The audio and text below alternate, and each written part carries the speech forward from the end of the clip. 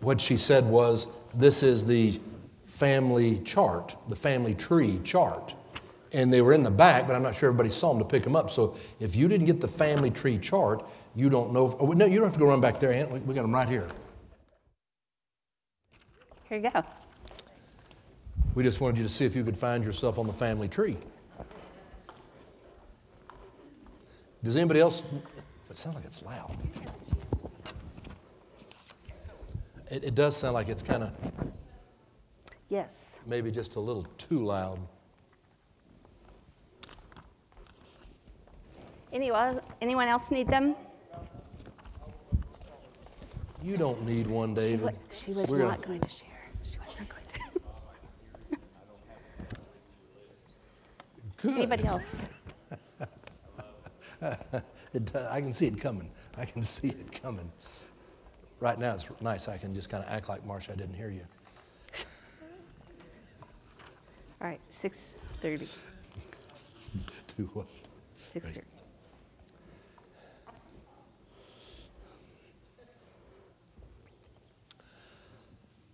Welcome, everyone. We're so very glad to have you here tonight as we come together. It was sad last Wednesday night to wind up having to miss, but obviously we knew that if we came, we would be the only ones here for good reason. It was really bad, and but we didn't want to just get out there and cancel. How many people were canceling on Tuesday night just because of the forecast? And it's not that I don't believe our forecasters.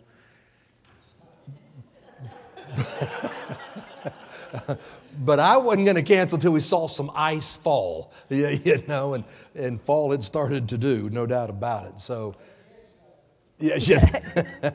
It's like, okay, we got this. So, anyway, it's good to be able to be back this week, and this is with one of our favorite of all stories, the story of Joseph. An incredibly powerful and meaningful story on so many different levels, showing the humanness of people as well as the goodness of people, and being able to show how God works in life in ways we don't always anticipate or understand, and yet God moves in our world and truly is able to, as Paul would say, help all things work together for good of those who love the Lord. So, we're going to have a good time with Joseph tonight. We welcome you, those of you who are studying up at the Edmond campus, and glad to have you tonight. And for all people who are online, wherever you are, welcome. Let's bow for a word of prayer. Oh God, we are so very grateful for this evening when we can come together as a family of faith to study your word. Stories that happened so long ago, and yet stories that are so fresh as they happened yesterday. Stories of truth and meaning that speak to our hearts and souls. Oh God, as we study the story tonight, we ask that you would help us to hear according to the needs we have in our lives. Speak to us the message that addresses our struggles, our hopes, our fears. Oh God, we thank you for your living word. Bless us now as we study together, for it is in Jesus' name we pray. Amen. We want to make sure everybody has the family tree, and I just want to look at this for a moment. In the book of Genesis, you have all these family names. When you hear the different family names or the stories of the Bible, typically most of the family stories are going to come from the book of Genesis.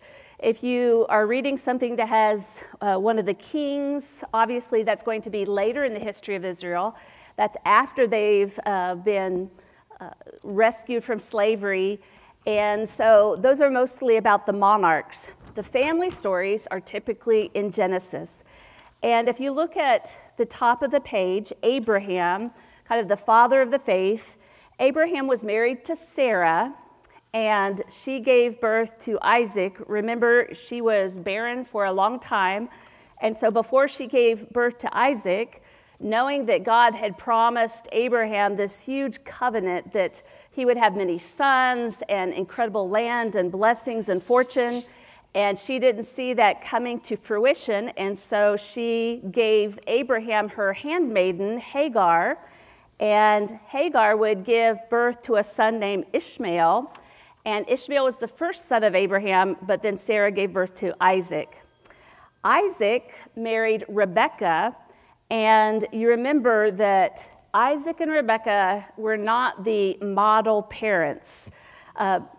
Isaac was in favor of his son Esau because Esau was the rugged hunter of the family, and Esau would go out and hunt game for his father, and so Isaac really liked that. Jacob was kind of the mama's boy, and so Rebekah really favored Jacob.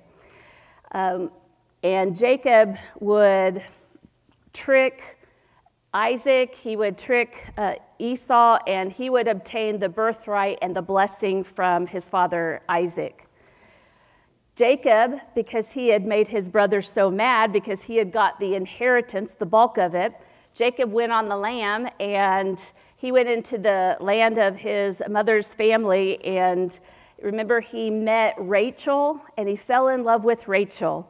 And so he made a deal with Rachel's father, whose name was Laban, and he said, I'll work for you 7 years for your beautiful daughter, Rachel. And so the father Laban agreed to that, but on the wedding night, he swapped brides and gave Jacob Leah. And it said, Rachel was lovely to look at, but Leah had weak eyes.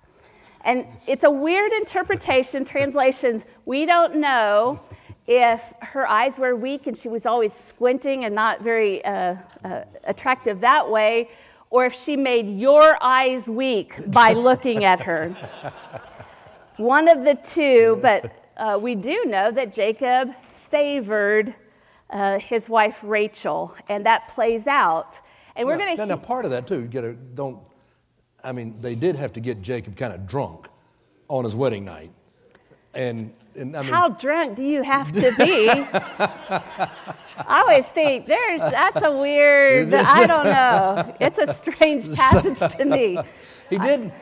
I think you have to be pretty drunk. That's right. Because he did not know that he wound up having Leah, and so then it was till the next day, and there was Leah. That's what the Bible kind of surprised. And so he was not happy, and so he was going to have to work another 7 years for Rachel, but his father-in-law said, all right, you can go ahead and marry Rachel now and still work another 7 years. So at the end of his honeymoon with Leah, and just, okay, so step back a little bit, because obviously we're laughing at this a little, but it would have been weird then as well. And so Leah, they have this, this wedding week, kind of what we would think of as the honeymoon. I think that's not a stretch to compare it that way. So he spends the wedding week with Leah because that's what is appropriate. And he finishes that. He goes home from the honeymoon, or he finishes that, and then he's able to marry Rachel. And so right from the beginning, Leah knows, her husband really can't wait to be done with this period so he can get on to the woman he really loves. And I'm sure it was very, it went before her father. Everyone knew that he had been duped and that her younger sister was the preferred sister. Now, that's not going to feel good to anyone. And that will play out in the names and how they raise their children. So Jacob prefers Rachel, but Leah is the first one to have children, to have sons. And so she gives birth to the sons, and then she gives her maid, just like Sarah had given Abraham Hagar.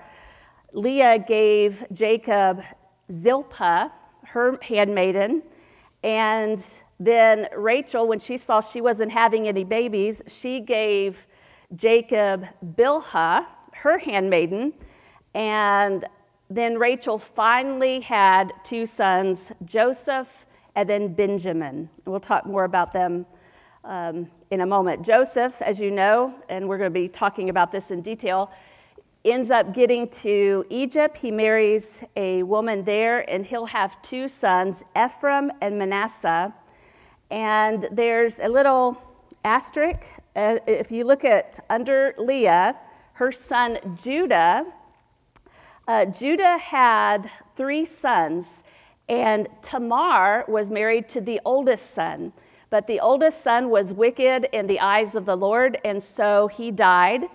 And as was custom in those days, if one son died, the wife of that man was given to the next brother so that she could have children in her dead husband's name.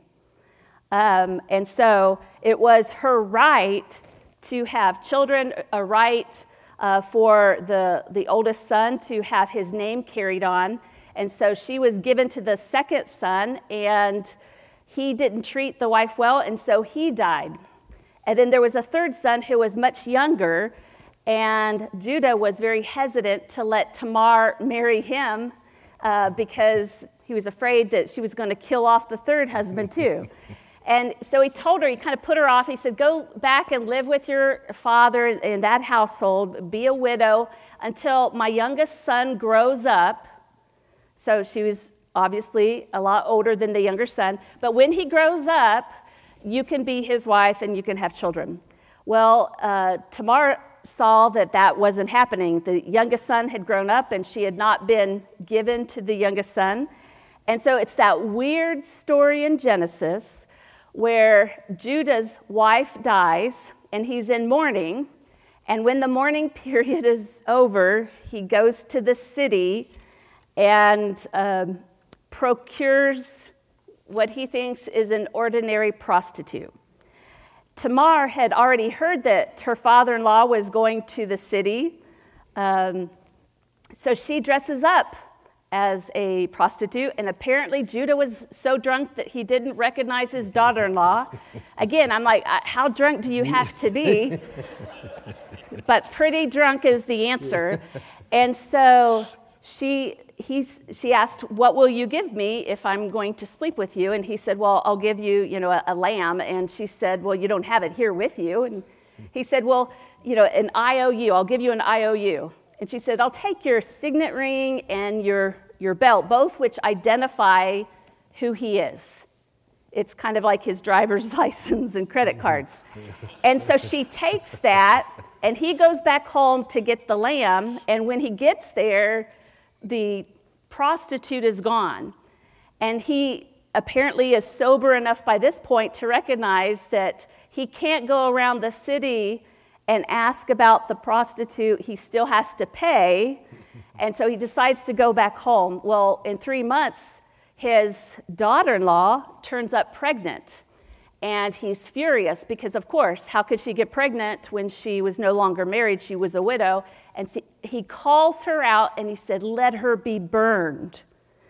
And she says, I am pregnant by the man who gave me these. And she gives the signet ring and his belt. And then he has that weird statement, you are far more righteous than I. I think the bar was kind of low at that point. So it does go on to say that he did not sleep with her again, and I thought that was a good choice. But she gives birth to twins. It's always interesting in the Bible where twins are born. It's always a special occasion. And a lot of times, like with Jacob and Esau, and then the sons of Judah and Tamar, Perez and Zerah, you have one baby that looks like it's going to be born first, and then it's the other one. It's a weird birth story. But the reason I point that out is because Perez is found in the New Testament in the Gospel of Matthew, and this lineage is part of the ancestry of Christ. And so here in the birth story of Christ, you have, and Perez, who is the son of Judah, or of Tamar, who became pregnant by Judah. And so that's all part of this wonderful family story that, we should all, these aren't the perfect saints of the church. These are really, really human, drunk people. That's right. Well, and what's interesting is that the gospel writers include these stories, and I think that's important for us to hear, that one, they included stories about women, which was unusual. They wanted that to be part of the story, but they also showed all the humanness, and they were airing all the laundry all at once. So, to be able to understand that this actually is the critical piece of the Joseph story, because you're going to, as we see, Jacob now having had children through Leah, who had the most, the first wife that he wasn't crazy about, is the one who gave him so many sons, which was so important. When you look at that, Reuben, Simeon, Levi, Judah, Issachar, Zebulun, these are all also, these are the names of the tribes of Israel. So whenever you're going to be doing your Bible studies and you read the names of the tribes of Israel, they all go back to the children of Jacob. Gad, Asher, and so you do not have a tribe for Joseph. Joseph gets two tribes, his two children. And we're going to look at their names tonight and actually what they mean. So you can see you have that Jacob, if he loved Rachel the most, as was plain in the story, and he has Joseph, his oldest son, through Rachel, and it's in childbirth with Benjamin that Rachel dies. So Jacob only has two children from Rachel. Jacob has two children from Rachel, and as we're going to see tonight, those are the favorites, and it plays out through the whole story. Now, what I wanted to simply take a moment to say was think about why this is all so important. All of this with the story of Joseph. You and I are in the season of Lent. We're about to be celebrating the Passover. The Passover was when Jesus is going to be in Jerusalem, and they're going to come to the night of the Last Supper on the night of the Passover. For 105 points, extra credit, the Passover goes back to what event in the history of Israel? When they left Egypt, they had the plagues. Moses brought the plagues on the Egyptians, and the Pharaoh kept ignoring all the plagues. It was not finally until the last plague where they said the firstborn child is going to die, and you've got to go slaughter the lamb and take the blood of the lamb and put it on the doorpost, and the angel of death will come and pass over wherever it finds the blood of the lamb. So it's the Passover. If you have the blood of the lamb on your doorpost, the angel of death is going to pass over. Well, firstborn son is what's going to wind up dying. It's going to be true, though, not even of just the people. It's going to be of the cattle and everything else. So it really was a terrible plague that's going to wind up happening, and it's going to be the plague which finally causes the Pharaoh to let the people go. So that gets remembered down through history by the people of Israel, but it's also getting remembered by us because Jesus is celebrating the Passover when we have this night of the Last Supper and this institution of Holy Communion. So every time we're celebrating Holy Communion, we are remembering the Passover, the event that happened at Passover. All right, so you're going to have Passover because it's Moses trying to get the people out of Egypt. Well, how did we get into Egypt? It's the story of Joseph.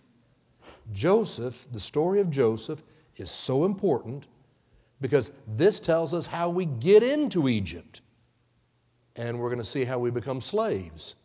It is then going to be this issue of Moses, who we look at next week. We got great stories back to back. So then it's going to be Moses having to get the people out of Egypt 400 years later. And so to hear about Moses, Passover, 10 Commandments, the tribes of Israel, all of that story is able to occur because of what happens with Joseph. So, let's look at Joseph because it really is a critical story. And I really want to encourage you, go home tonight, and if you start in the 37th chapter of Genesis, and you don't have to do it tonight, but in the next day or so, the 37th chapter, you'll start reading about Joseph. The 38th chapter, you'll get the great story of Tamar that Wendy just told us. And then it jumps back to Joseph in chapter 39 and goes all the way to the end of the book of Genesis. It's one of the best reads in the Bible, in my opinion. It's just a great read. Go to chapter 37, read all the way through 50, and you'll, after listening tonight, again, hopefully it'll help you to feel good. These are the lands of Israel and around, and how they were divided up between the 12 tribes. And as Bob mentioned, Joseph got 2 portions of the inheritance, one for each of his sons, and that still equaled out to 12 pieces of land because the Levites were the priestly tribe, and so they didn't have a portion of land that was given to them. The story of Joseph, one of the things is that it inspired the musical Joseph and the Amazing Technicolor Dreamcoat, and that was written by Andrew Lloyd Webber. This is the 50th anniversary of that production, and he was just 20 years old when he put this together. Amazing feat.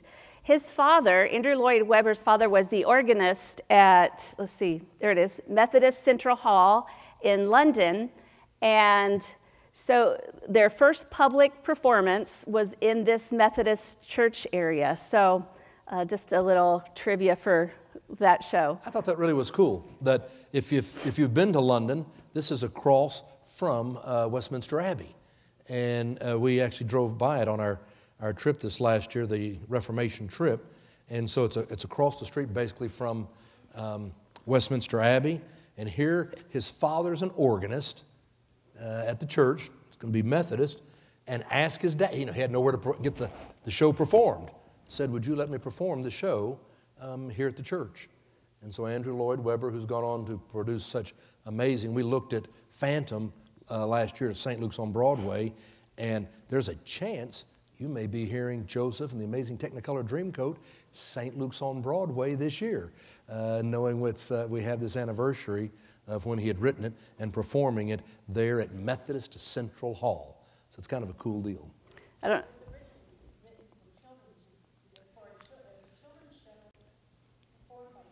It was written for children and to be performed by children, and it is said today that 20,000 schools have now performed Joseph and the Amazing Technicolor Dreamcoat. 20,000 different schools have now performed the show. So you're exactly right on, and it's just an incredible sort of thing. Again, I don't know, maybe it's been here down at the music hall, and we went down to see it, and it was a great show. It's PG. It's it really was a positive, uplifting kind of show.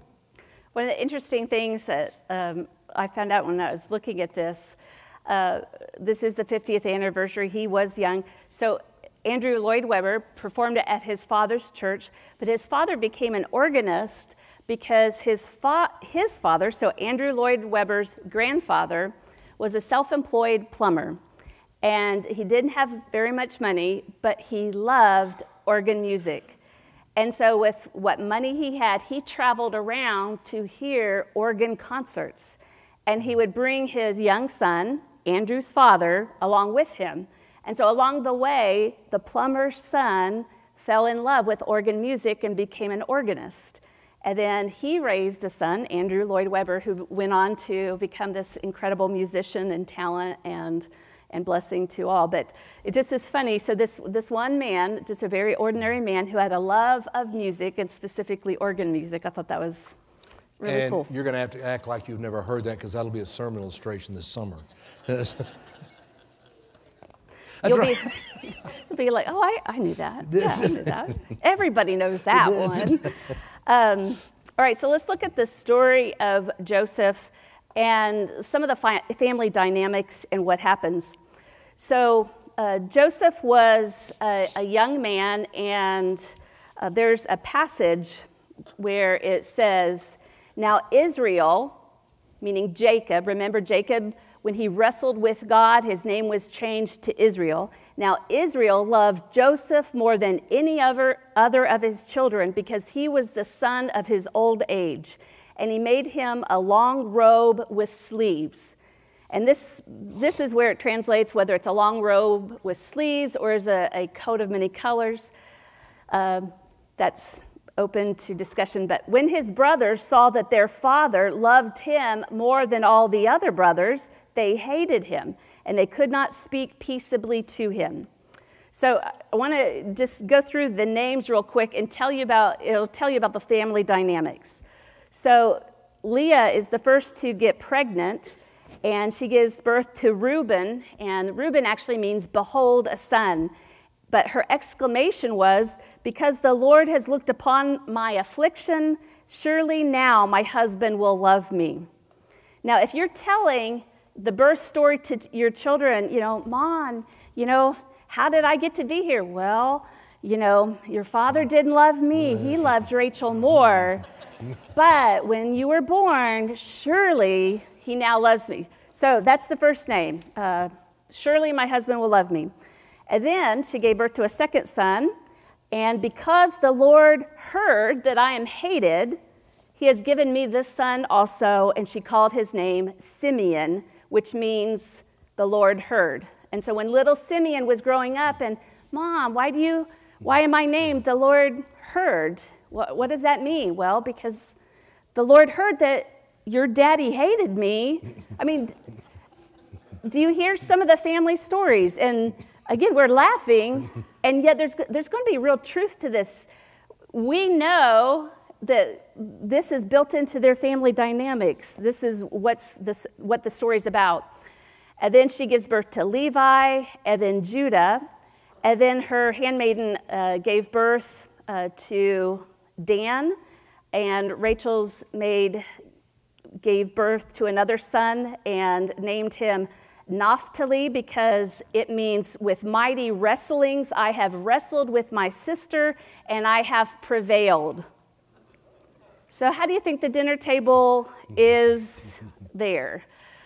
Then Leah's maid Zilpah bore Jacob a son, and she said, finally she's in a good mood, and she said, good fortune. And so she called his name Gad. And then Zilpah, the handmaiden, had a second son, and Leah said, happy am I, for the women will call me happy. And so she called his name Asher. And then God heard Leah, and she conceived and bore Jacob a fifth son, and she named him Issachar, and then she had Zebulun. And then there's this one little line that's stuck in. Afterwards, she bore a daughter and called her name Dinah. That's it. There's no meaning to it. She had a daughter, called her name Dinah. Then God remembered Rachel, and she gave birth to a son, and the name means God has taken away my reproach, and she called his name Joseph. May the Lord add blessings to me. And so Joseph means adding blessings. And then finally, she had another son, and she was dying while she was in labor. And the midwife said to her, fear not, be at peace, because you're going to have another boy. And as her soul was departing, she called his name Ben-Oni, and that means son of my sorrow. He was going to grow up with son who caused his mom's death as his namesake. But Benjamin changed his name to Benjamin, which means, Jacob changed the name to Benjamin, which means son of my right hand. Now, if you are the other children who are raised with the name, maybe now your dad will love me, and your name is never changed, and you see your father obviously love Joseph and then Benjamin, you can see all the problems that would cause. And so Joseph starts to grow up, and he has all these older brothers. He's the next to the youngest. And Joseph is a smart young man, and he has dreams. He has two dreams at that time. One where, you know, when they harvest the wheat and they bundle it, the sheaves of wheat, his sheaves of wheat are standing in the middle, and all of his brothers' wheat kind of bows toward his. And he thought it would be a good idea to tell his older brothers that dream, that they would be bowing down to him. And the scripture says they hated him all the more. And then he has another dream where the sun, the moon, and 11 stars all bow down to him. Now, who are the 11 stars? His 11 brothers. So who do you think the sun and the moon are? His parents.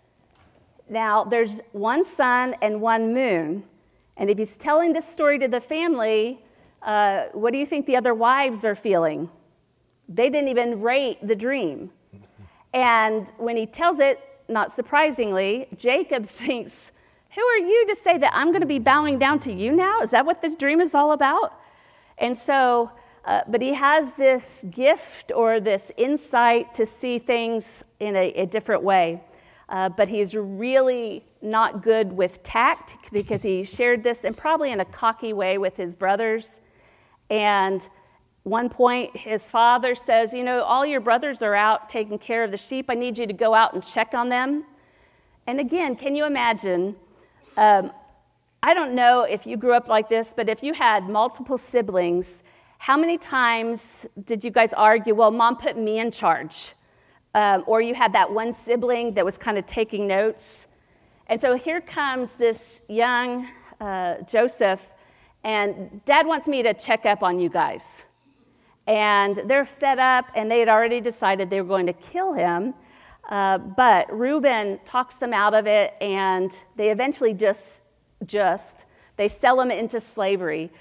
There was a band of Midianites. One of the interesting things is the Midianites are descendants of Midian, who was a son of Abraham by his wife Keturah. She's not on the chart I gave you. She was the wife he took after Sarah died. And so the Midianites were descendants of Abraham. So the brothers of Joseph sell him to kind of some of the family, and they end up taking him to Egypt. You know, when we look at that, you know, we're all thinking, goodness gracious, you know, what a dysfunctional family. But what causes a dysfunctional family?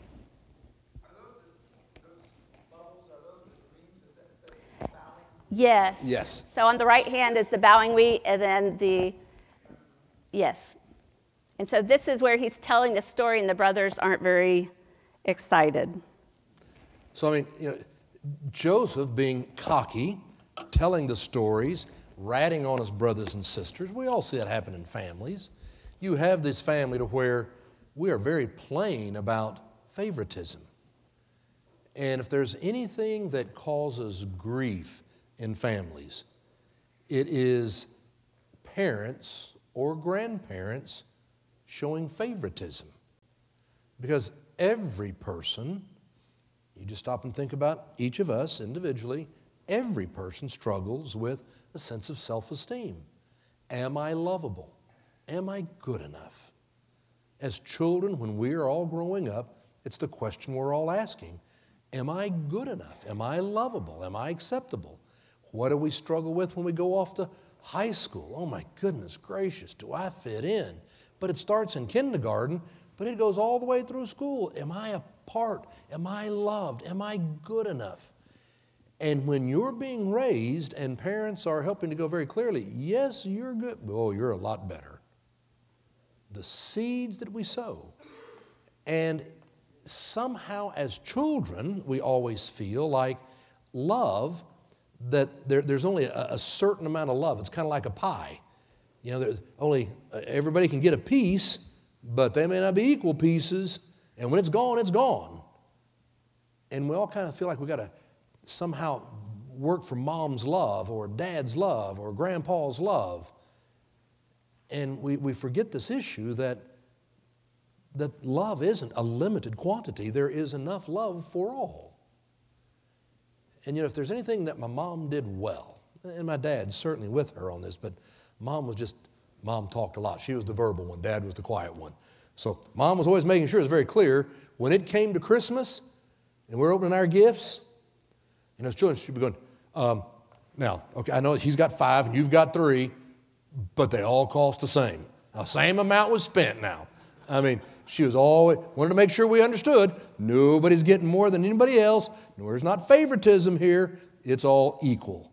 And so that was just something that was really important to her and ingrained, so that my brother and I growing up, didn't matter whether we were the older or the younger, we were being told very clearly, Mom loves both of her sons. My kids, both my son and daughter, had this running joke, although I don't find it very funny. They each say that the other one's the favorite, and so Hannah's always, oh, well, Brooks is the favorite, and Brooks is, well, Hannah's the favorite. So at Christmas, I have an app, Santa's app, and so I have all my purchases for the kids, so that if ever I needed to prove, all right, here it is, my line item, I've got the total. So I bet your mom would have had that. She would have had that. It is important. And for us, one of the messages that I hope we take away from the story of Joseph is how not to do it. Even phrases like, oh, I wish you would be more like your brother, your sister. What are we really saying to our kids or grandkids or one another? Absolutely. So if we all remember how much we struggle with wanting to be accepted, just know that your children and your grandchildren are having the same struggles. And so how we treat them and are affirming them is just so critical to healthy relationships. Jacob is a prime example of how not to do it. And it goes all the way back to being with Laban and marrying Leah and Rachel and all the struggles that would ensue. Favoritism just comes through so clear. So he's now sold into slavery. The Midianites take him on down to Egypt. They sell him to Potiphar. Potiphar is a captain in the Egyptian army, and Potiphar's doing very well. He has a lovely home. He has a big estate. Has a beautiful wife. And Joseph is a slave, and Potiphar begins to see, man, this guy's organized, this guy's smart, this guy can do things. And so as time's going on, wow, everything he does turns to gold. Potiphar's going, this is great. I am so fortunate that I have now bought this slave. And so Joseph is working. He's very loyal. Time has gone by. We do not know exactly how long it has gone by, but he's been there for some good while. He's now in charge of all the servants. And, the wife is at home. She is bored while husband is off riding in chariots and fighting battles. And so she is bored, and Joseph is a good-looking guy, and so she starts making passes to Joseph. And Joseph says, no, I'm very faithful. I'm the servant of your husband. And she keeps, no, I want to sleep with you. And he keeps saying, no. And so finally, one day when no one else is around, she makes a pass at him, and he says no. She grabs him and grabs like his coat or his cloak, and he runs away, and she finally is embarrassed and has had it. And so she starts telling her husband and the other servants, he tried to rape me. And when she tells her husband, here's what your servant tried to do, who you going to believe, your wife or the servant? He has Joseph thrown into jail. And so, again, we're supposed to see that here Joseph, after losing his father's home, and we don't want to miss this. You're losing you're in your father's home where life is good and you're on up, and now you're a slave. He did not become so bitter and angry, like, how could this happen to me? And he took the place where he was, and he did well. And that says something about the character of Joseph, to go, I'm going to do well. I don't want to be here. I don't want to be a slave. This is not fair. Life has not been fair. And yet he does really well to rise to be in charge of all the different servants. And then unfair again. It's like we went, we were in charge at home, and then now we're a slave, but we've really been, life's pretty good at Potiphar's house, and I'm in charge of everything, and now it's going down again. Now I'm down, and I'm thrown into prison. And so the steps continue to go down, where life gets worse, if you will, for Joseph each step, and this time he really didn't even cause it. So we're now in prison. In prison, again, you see the same pattern happen. He's there obviously for a while because the warden of the jail starts to see that this guy Joseph is really talented and smart. So he starts to put him in charge of different tasks and jobs there at the prison. And Joseph kind of rises to the top again, and he is recognized for how good he is at administration and leadership, organization.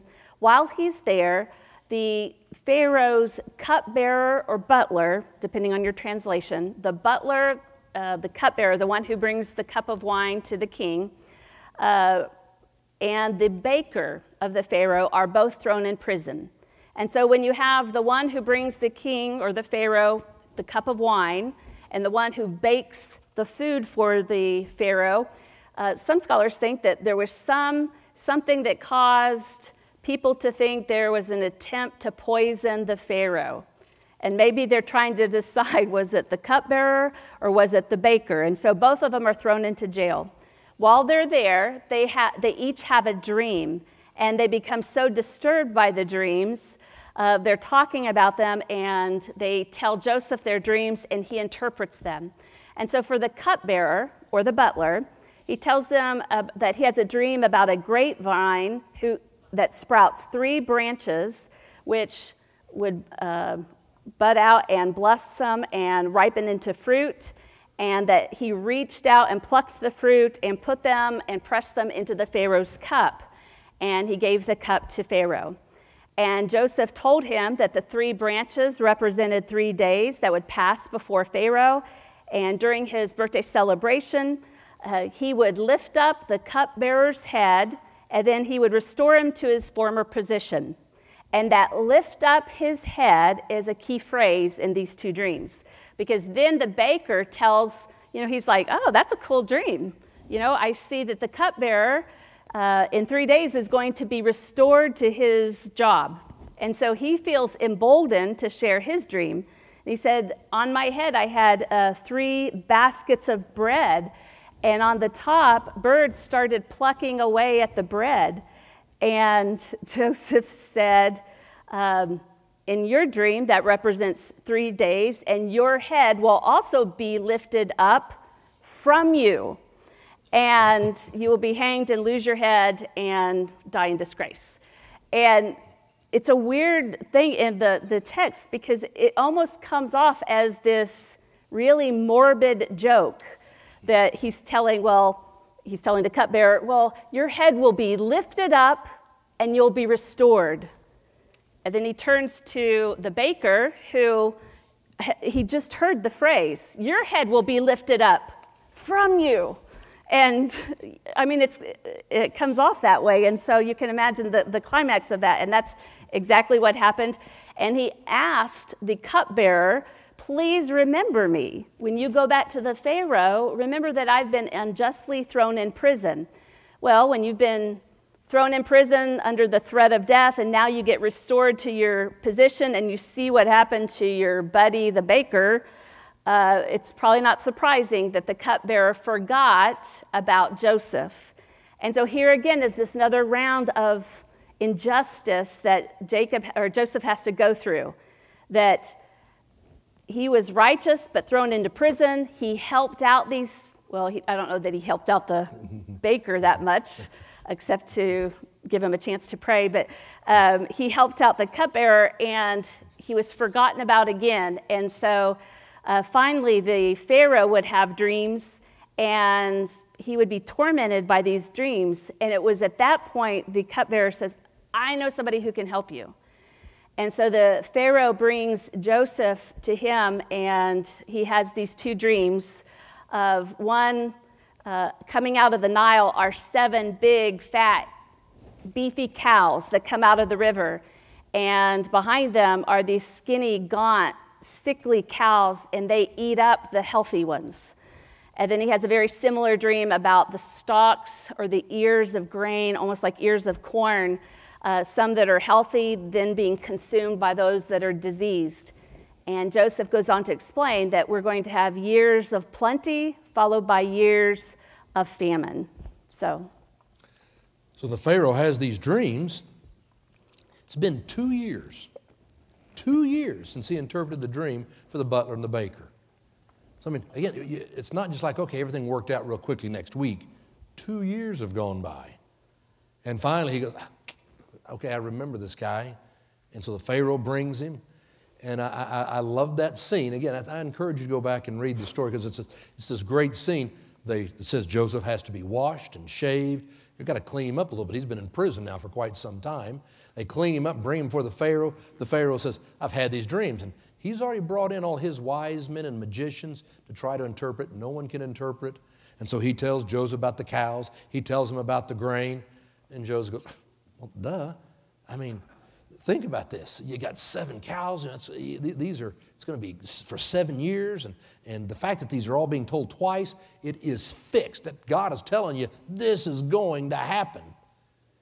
And when he gets through interpreting the dreams, he then goes on and says, and you know, if I was in your place, I would find someone that you could put in charge to oversee all the land, and you ought to be taking 1/5 of all the crops that are going to be grown over the next 7 years and storing them up because it's going to get really bad for those next years, and then you'll finally have all that food. That's what I'd do if I was in your place. And then it kind of says, and the Pharaoh turns to all his people and says, whoa, that is a great idea. Where could we find anybody like that? And you just kind of see Joseph going,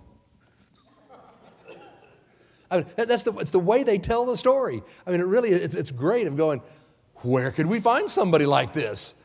And then the Pharaoh goes, Joseph, wow, this is the answer right here. And so Joseph suddenly is going to wind up being made second in command. Give him a ring, and we're going to let him ride in the chariot, and everybody bows down. And Joseph has now gone from the cocky 17-year-old who gets thrown into a pit, sold into slavery, goes to Potiphar, rises up, gets lied about, thrown into jail, interprets dreams and forgot, and boom, we're now working for the Pharaoh, and we are second in command. The key also as you're reading that part of the story is when Joseph says, I'm not interpreting the dreams. It's God. It's not me. God is using me to interpret the dreams.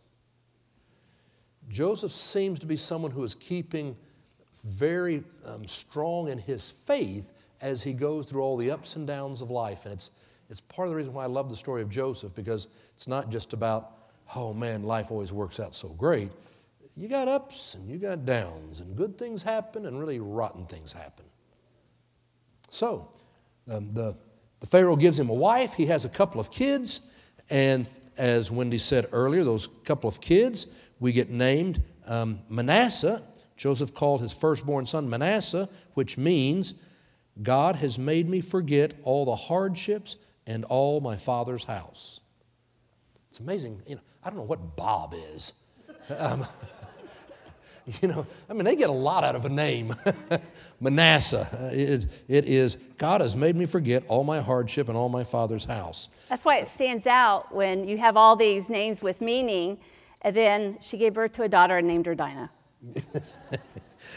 Ephraim gets named, his second child, for God has made me fruitful in the land of my affliction. So Joseph's kind of settled into Egypt. He's now been there for a number of years. He takes care of the 7 good years. Now we got 7 more years of all the good. And then the famine happens. And when the famine happens, it's gone on for 2 years. And just a little less than 2 years at this point. And finally, everybody starts running out of their stores. And if you start reading, then back finally in chapter 42 is where it'll say Jacob learned there was food down in Egypt. It's all set up. Joseph is down. He's now second in command. He's been gathering the food into the barns for 7 years. He's now married, has a couple kids, and now everybody starts getting it. And so 9 years have now gone by. And Jacob says, you know, they got food down in Egypt. We need to get it. So what does he do? He sends 10 sons down to Egypt to go get food. And who does he not send? Benjamin. I'm going to keep Benjamin at home. I'm not taking any chances of letting this boy out of my sight. Are we still seeing favoritism over the top? I'm going to hold on to Benjamin here. I don't want to let him out of my sight. I'll let the other 10 of you go down there and go buy us grain. So they take monies, their cows, their donkeys. They go all the way down to Egypt. They come before Joseph, and Joseph immediately recognizes them, and they do not recognize Joseph. I mean, it's the perfect setup. He recognizes his brothers. And you know, sometimes people say, commentators looking at, you know, Joseph, he really was treating people, you know, pretty rough. I'm going, are you kidding? After all his brothers did to him, and you're not going to let him toy with them a little bit? I mean, they deserve it. I mean, you know. So I think maybe it was more he was trying to calm down. Calm down, that's what it was. Other commentators I read were all going, no, Joseph was trying to test them to see if they had grown in their moral character.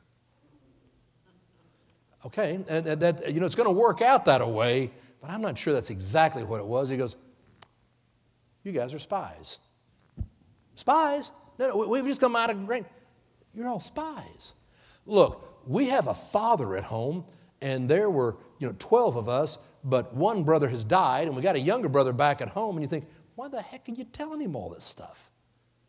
But they just spill it right on out. And so the 10 of us have come. This is who we are as a family. And Joseph listens to the whole thing, and he says, I think you're all spies. Throw them in jail. I don't blame him one bit.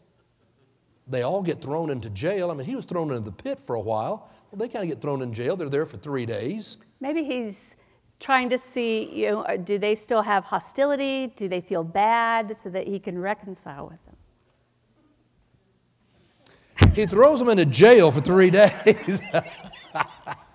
You know, yeah, I got them.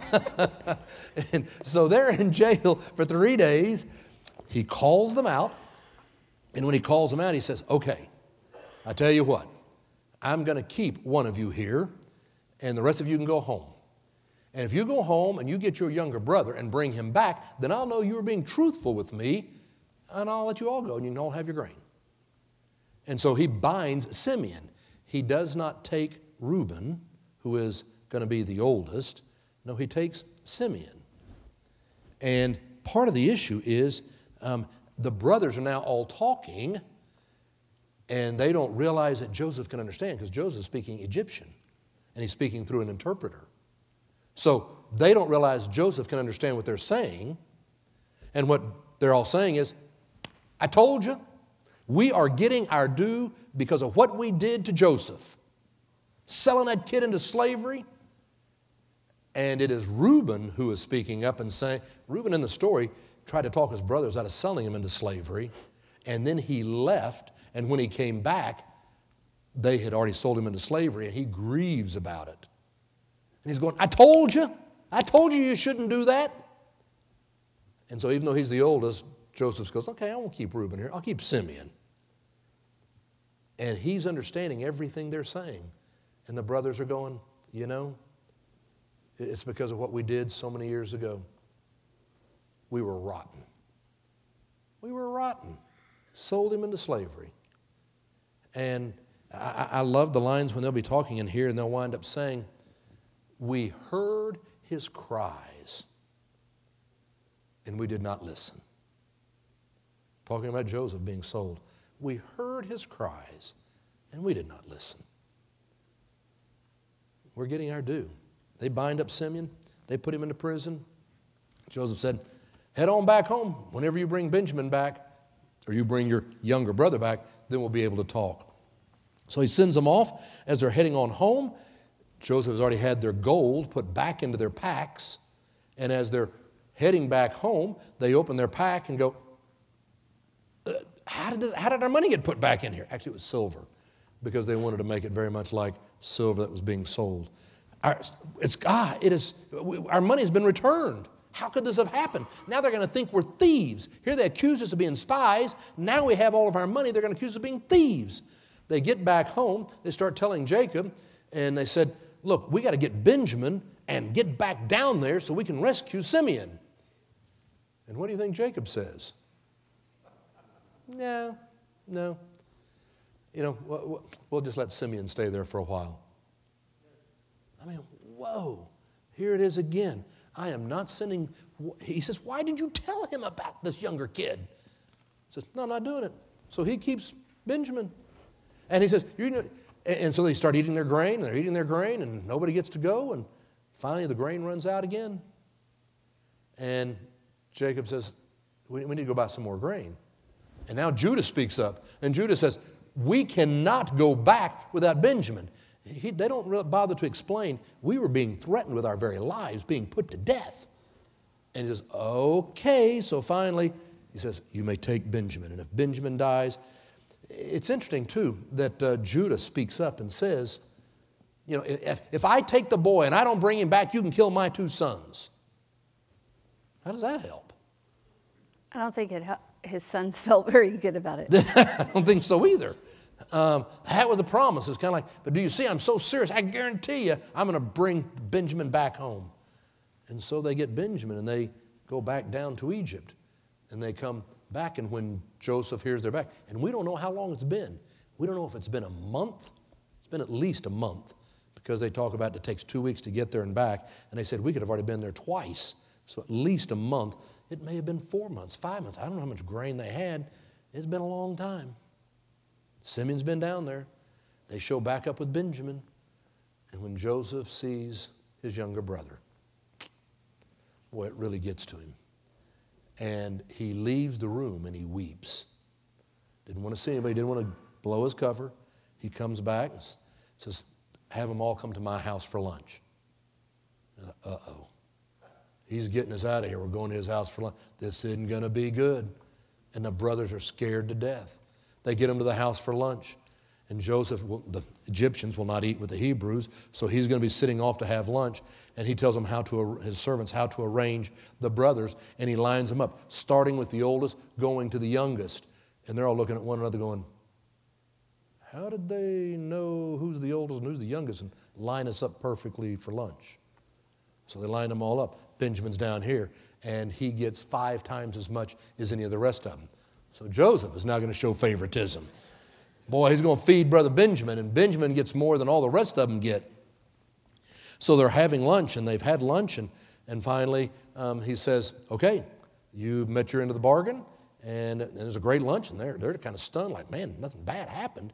And they said, head on home. Joseph has all their money, double now, stuck back into their packs, and he takes his own silver cup and they have the servants hide it in Benjamin's pack. And so now they're heading home. And as they're getting a little ways down the road, they send the soldiers after them, and they come and find them and say, we think one of you stole a silver cup from our master.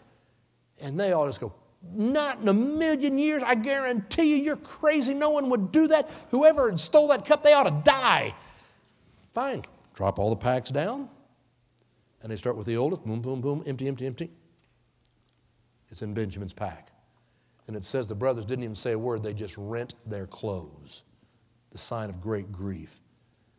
And the servant says, fine, I'm taking this one back. And now the brothers are different. They say, we're all going back.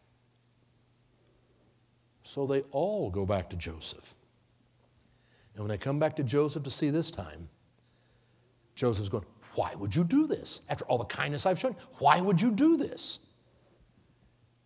And they can't make any excuses. They're going, they've just been caught with the cup in the bag.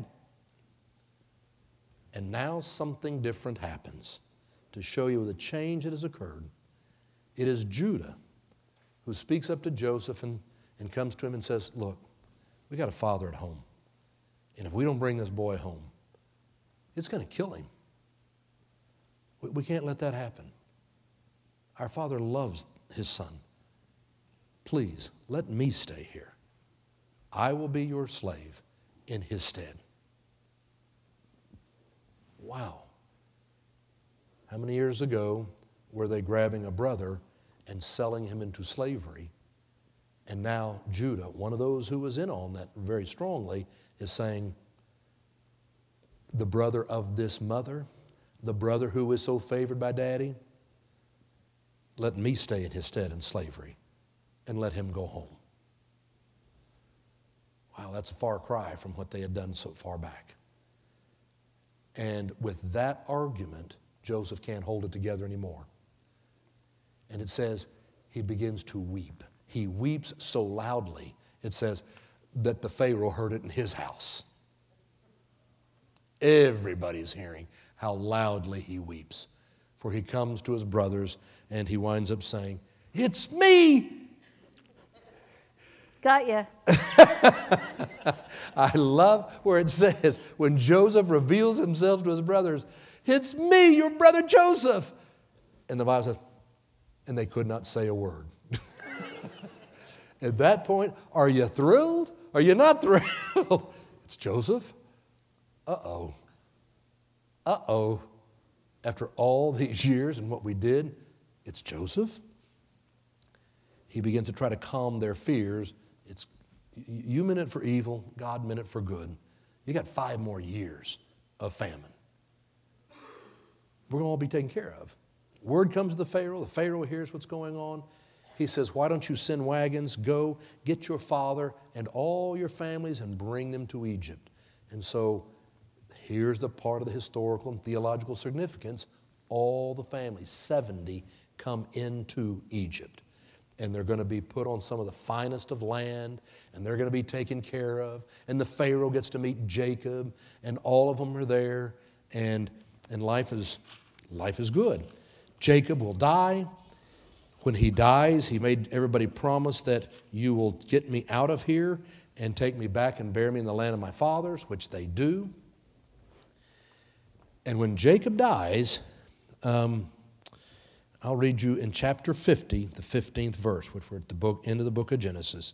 When Joseph's brothers saw that their father was dead, they said, "It may be that Joseph will hate us and pay us back for all the evil which we did to him."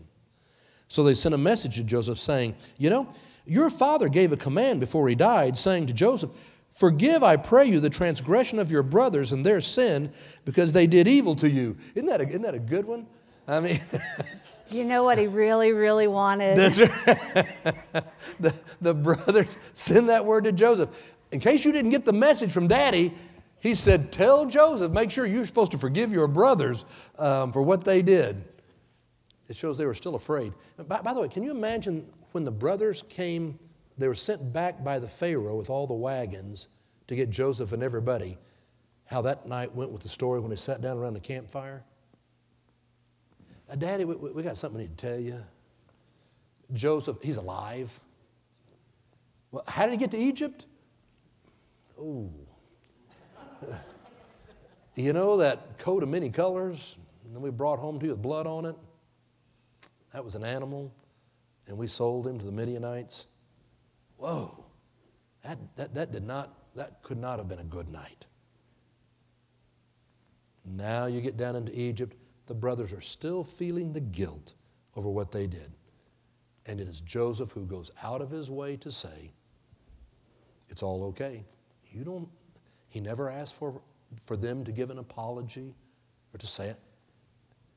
What I love theologically about this story is Joseph was confronted with an option. Vengeance, the opportunity to get even. Good Lord. He had every right. Or family. And if you want family, it's going to take forgiveness. Because every family will have people hurt each other. That's just because we're human. Every family has people who hurt each other. And either we will demand justice or we want family. And that requires forgiveness. And Joseph chose family over justice, over retribution.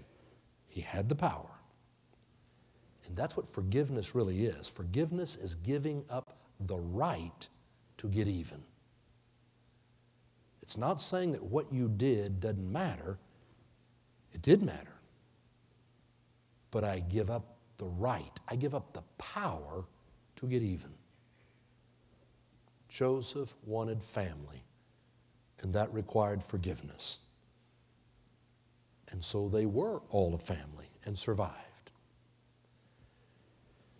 Joseph would die, the brothers would die, 400 years would go by, and you turn to the book of Exodus, and you do need to read those first 8 verses, because it will talk about the people flourishing and becoming so many, and then it will wind up saying, and there arose a Pharaoh who knew not Joseph. And that begins the oppression that sets the scene for Moses. And we'll look at Moses next week and what begins to happen and how does God continue to work in this family of Israel. Real human beings, imperfect people that God still works with to make this world a different place. He can do it with us, and I hope this Lent we will choose family, which requires forgiveness. Thank you for letting us have a great time with the story of Joseph. We'll see you next week for Moses.